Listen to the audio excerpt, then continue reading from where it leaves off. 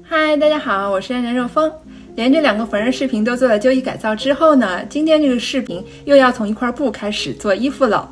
那今天要做的呢，应该是我今年的第一件秋装。其实我还有好多夏天的衣服想做，包括好多夏天的旧衣改造想做。我现在左手边呢，就都是我淘来的旧衣服，我先给你们看一下。这些都是还没有改的旧衣服，那这里头呢，其实大部分都是夏装，但是俄亥俄的夏天已经不够用了，所以可能这些就要留到明年再去处理了。那现在呢，就专心先来做秋装。那今天要用的这块布料呢，就是这个，它呢是一块棕红色的布料，这个颜色本身就已经非常有秋天的感觉了，再加上它上面的印花呢是这种金色红色的叶子，就很有秋天落叶的感觉，所以我觉得这个用来做秋天的裙子真的非常的合适。那如果你平常看我的视频呢，那你可能猜到了，没错，这又是一块打折的布料。那为什么我们平常总是去淘这种便宜的布料呢？因为美国卖这些缝纫的东西真的很贵，就像我这个今天用的这个板，那这一个板它一个纸样，你们猜它要多少钱？它的原价呢是20块9毛5，这是税前的价格，就是税后大概要21、22刀的样子。那这个我打折的时候买呢，我花了1块99，然后加上税就2块多一点，所以我当然要去买打折的东西了。OK， 那是说回正题哈，我今天想做的裙子呢就是这一款。那它是一个长袖，而且裙长到膝盖，就非常适合夏秋交际的时候穿，然后单穿好看，我觉得平常作为内搭也没有问题。那今天就用这个板加这块布来做这条裙子吧。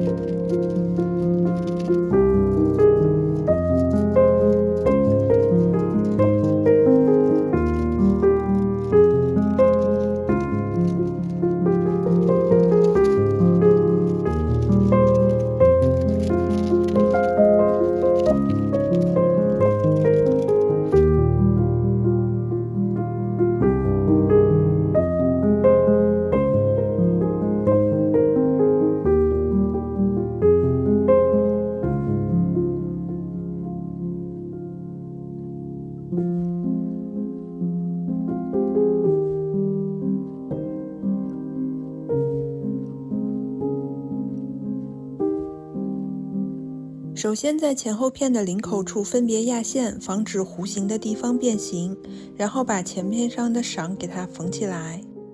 把2个前片布料正面对在一起，然后把前中线的下半部分缝起来，上面留作领口的开口处。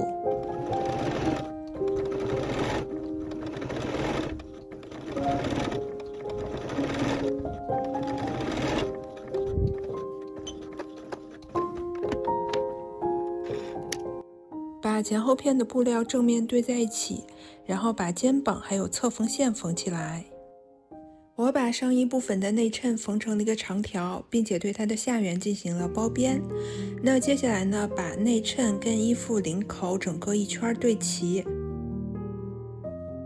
然后把它们这样子一圈缝起来。内衬缝好，为了之后把内衬翻到里头去，领口还能保持平整，那要在拐角的地方把缝份剪到尽量靠近缝线的位置。另外在弧线的地方进行剪口处理。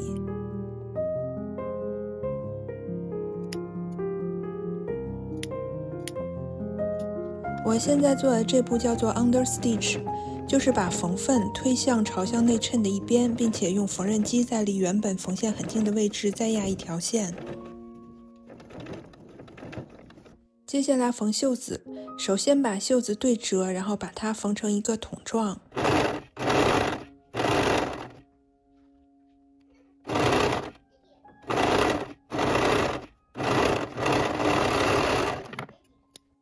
袖筒缝好，我把它的下缘折回来缝了一圈，但是在上面留了一个开口，要从这个地方给它穿松紧带儿。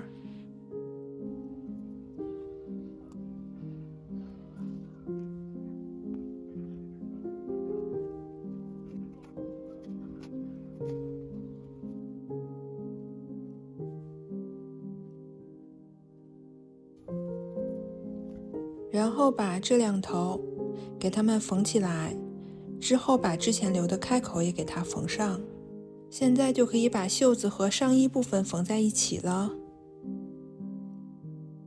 在下裙的前后片两侧分别缝上口袋布。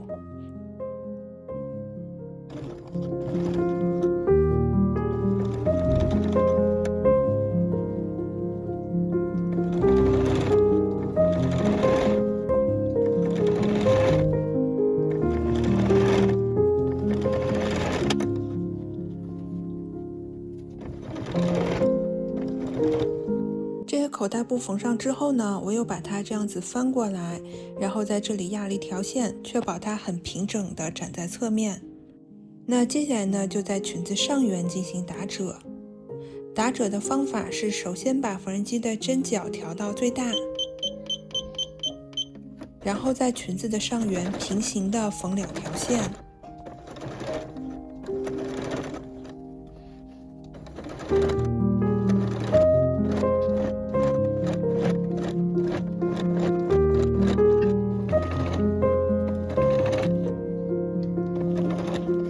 这是2条缝好的平行线，那接下来一手拉动线头，一手整理布料，它就会呈现出打褶的效果。那要做到裙子的上缘跟上身部分的下摆同样长。